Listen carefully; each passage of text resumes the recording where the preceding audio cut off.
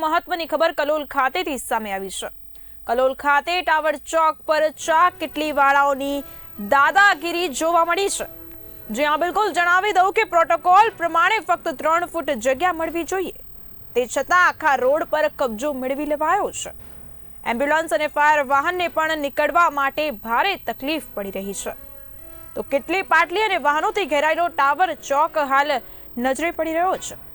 Tower ચોકથી પસાર થતા રાહદારીઓને રોજ માર્ગ દુર્ઘટનાનો ભય સતાવી રહ્યો છે।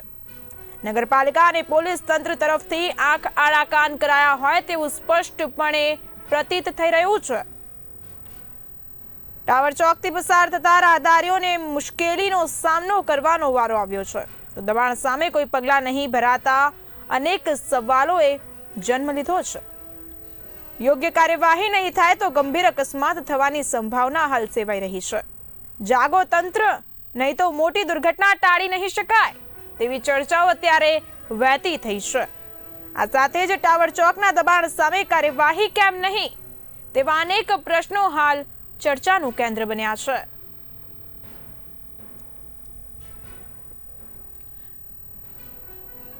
મહત્વની ખબર કલોલ ખાતેથી સામે આવી છે। કલોલના ટાવર ચોક પર ચા કિટલી વાળાઓની દાદાગીરીના દ્રશ્યો સામે આવ્યા છે। જ્યાં બિલકુલ જણાવી દઉં કે પ્રોટોકોલ પ્રમાણે ફક્ત 3 ફૂટ જગ્યા જ મળવી જોઈએ, તે છતાં આખા રોડ પર કબજો મેળવી લેવામાં આવ્યો છે।